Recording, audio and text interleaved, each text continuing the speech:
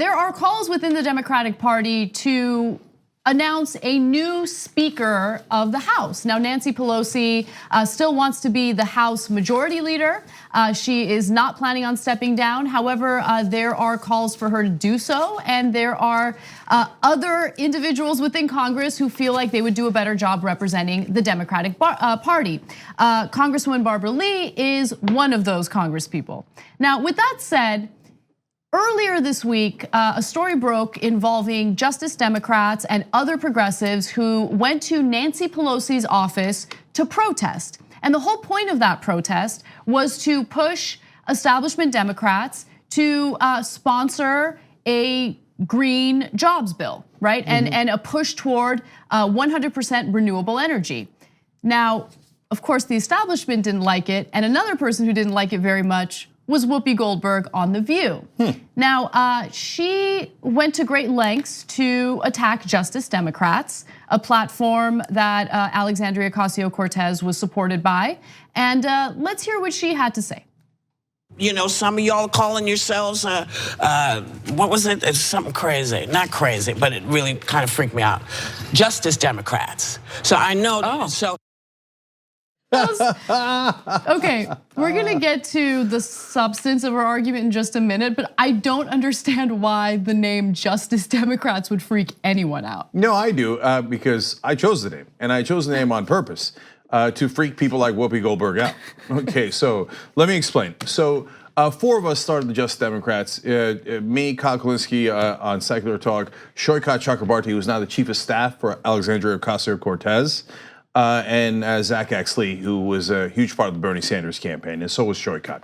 So Shoykat is the most pivotal person. He helped get Alexandria Ocasio-Cortez elected. He ran Justice Democrats for a long time. Alexandra Rojas now runs it. She's a wonderful organizer. Okay, so now, why do we pick the name Justice Democrats? Because of 2 things, honestly. One is powerful, the other one is a little fun, okay?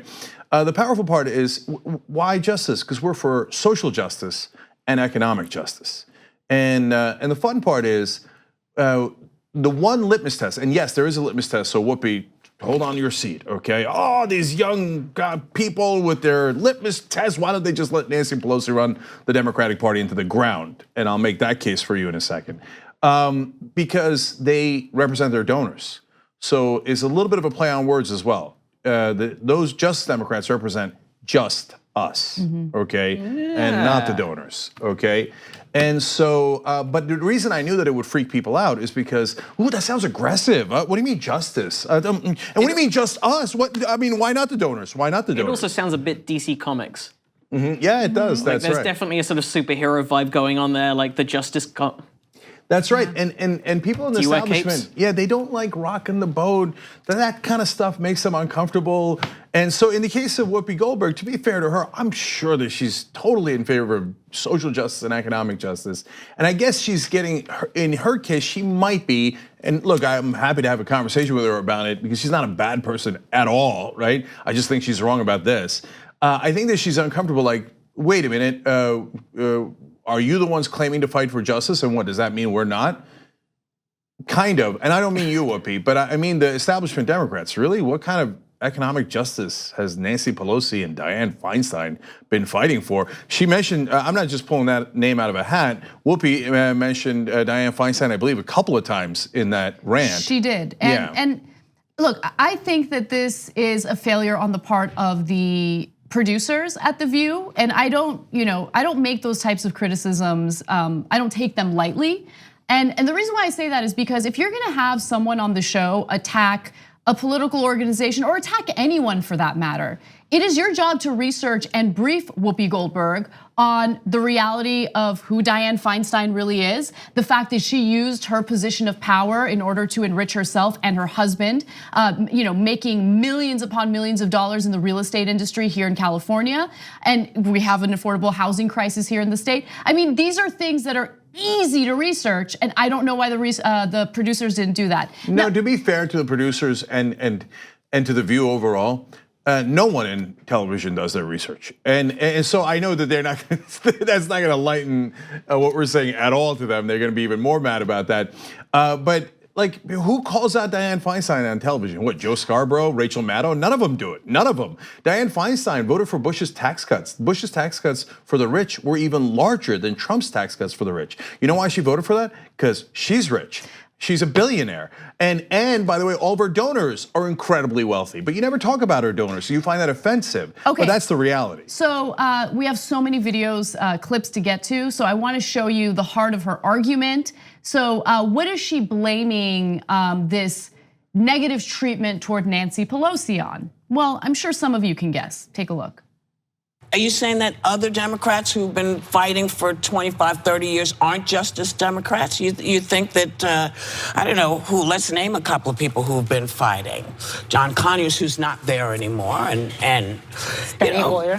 Yeah, I mean, you need the experience. You need experience to handle all this stuff. And if you don't have it, sit back and learn some stuff and then take over. But you can't come in and pee all over everything and say it's done. You can't do that.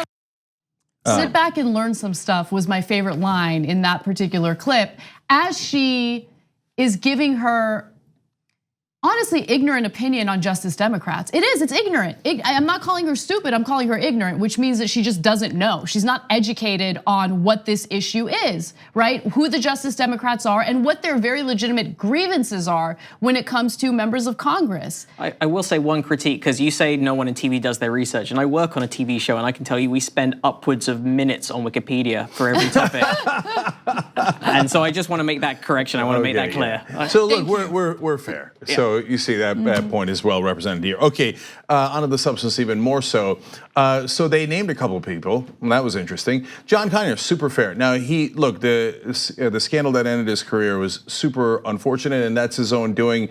But I felt terrible about it because I actually think he was an absolute icon and one of my favorite people in Congress, and I knew him well. I interviewed him many times, and so I have great respect for John Conyers. So, boy, did you pick the wrong name for I guess you guys thinking we criticize them, because that's not what happened. Okay, and then Steny Hoyer.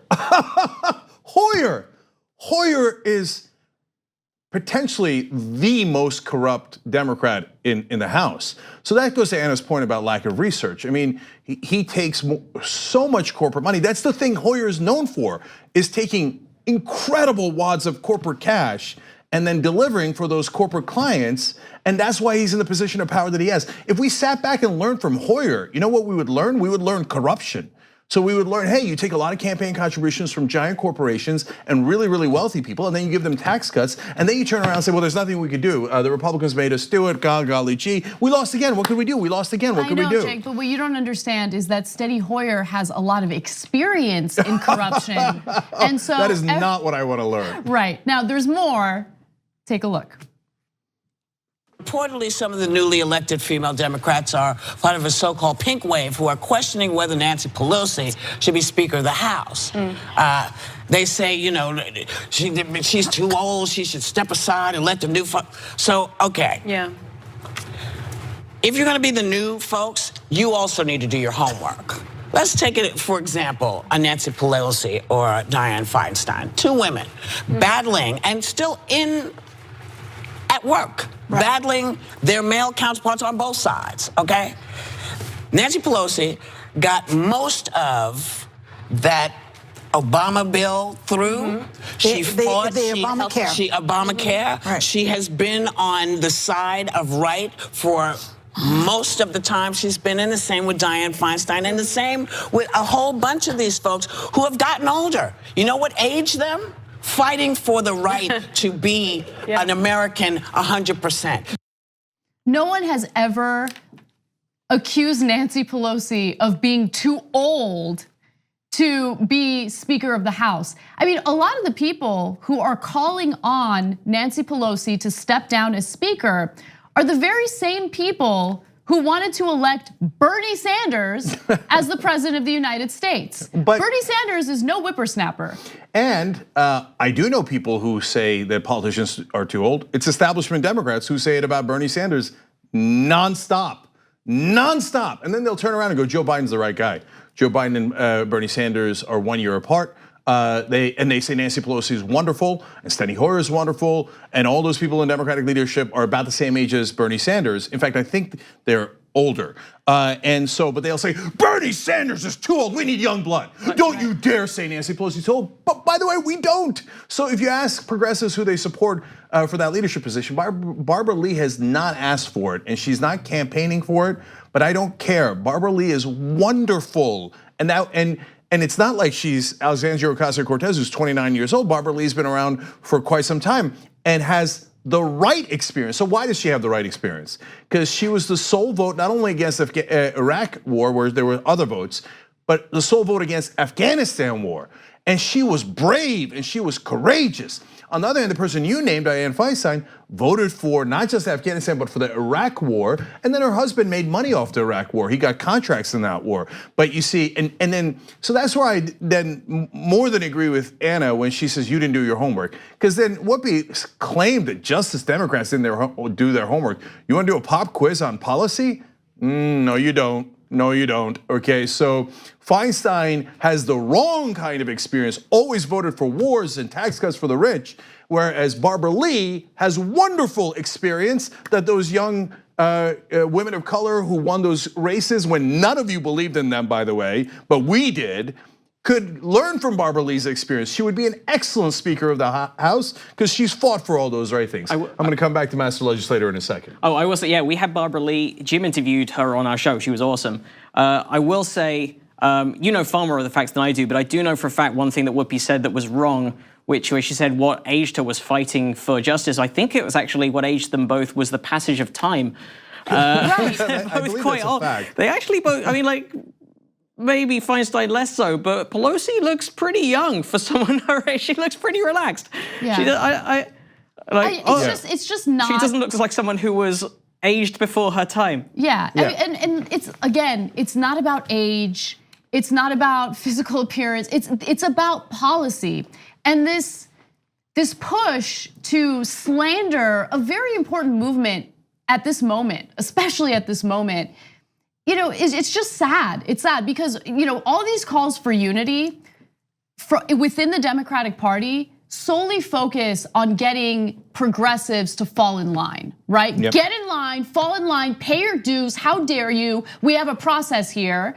And look, one of the biggest issues that progressives have with someone like Nancy Pelosi is that after nearly 2 hideous, horrible years of Donald Trump and his unbelievably horrific policies, after the Democrats win the House, Nancy Pelosi calls for unity and bipartisanship. No, we don't want bipartisanship with someone like Trump. Okay, the Republicans are too far gone. Bipartisanship is over as long as they're falling in line with someone like Donald Trump. So to have Nancy Pelosi, after all this, come forward and say, it's time to unite, now it's time for bipartisanship. No, we're not having it. Okay, one more clip. Let's take a look. The woman who wants it, one of the women who's challenging her is a 60-something-year-old woman. It's not really about her age. No, but as I said, if you're reading the Justice Democrats thing, and they're talking about gathering all these people to get rid of the old guard. Yeah. Who have not been fighting for the justice. They've been paying money, getting money for the big. It's like, who are you talking about? Well, she's tough too. I mean, you need somebody tough like her. She's not afraid of the rain like some people. She knows how to raise money. She knows how to rally votes. She'll go out in the rain and I'm just saying, I don't mind a healthy fight, but don't make it about because you're old, you can't do this anymore. Yeah. No one's made that argument. No one said, oh, Nancy Pelosi's old, she can't do this anymore. I mean, it's frustrating. It's so frustrating. Okay, so if you noticed, Abby Huntsman jumped in there. She goes, she knows how to raise money. Yeah, I know. That's her big claim to fame. My God, if there are corporate interests we need to serve, Nancy Pelosi will go out there and raise money from them and make them promises, which we're gonna get to in a second as well, to give you even more specifics.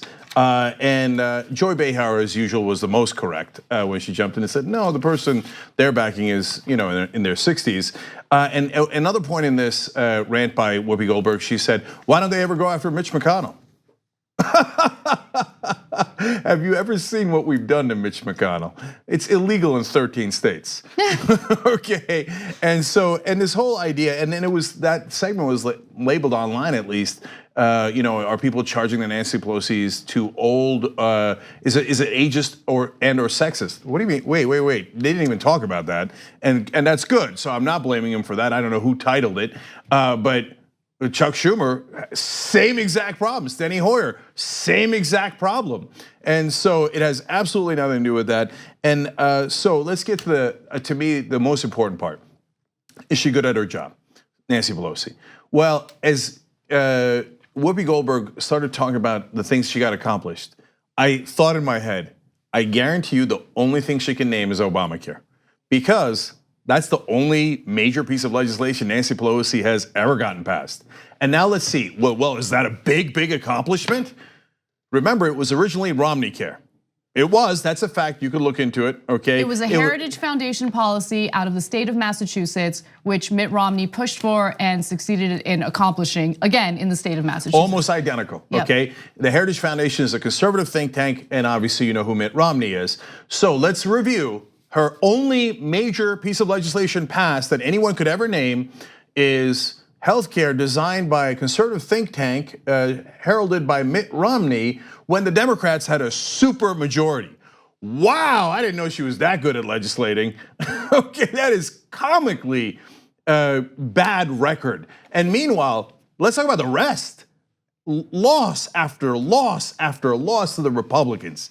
Just humiliated by the Republicans over and over again. They got every war they wanted. They got every tax cut they wanted. They got all the deregulations that they wanted, all under Nancy Pelosi's watch. So if you're actually gonna have a conversation about her record, that's actually the worst case you could make for her. You should try to bury that and not talk about it because it's deeply embarrassing. Yes, it's time for new leadership. It doesn't mean young, it means new leadership because this experience has been honestly disastrous. I'm gonna say one last thing. She said, sit back, and Anna objected to that, right? Sit back and learn, right? Look, most progressives talk about how we need to have change now, the fierce urgency of now. Why? For far too long, the Democratic Party has sold us the tranquilizing drug of gradualism. And we're sick of it.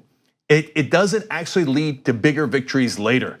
They always talk about just be incremental. Today, Nancy Pelosi came out after the election and not only said she wants to do deals with Republicans, these monstrous Republicans, and not the Republicans from the 1980s when they were doing bipartisanship and it was a totally different party. This said, with Mitch McConnell and in the Senate and with the horrific people in the Tea Party in the House, et cetera. But then she came out and said, Medicare for all. No.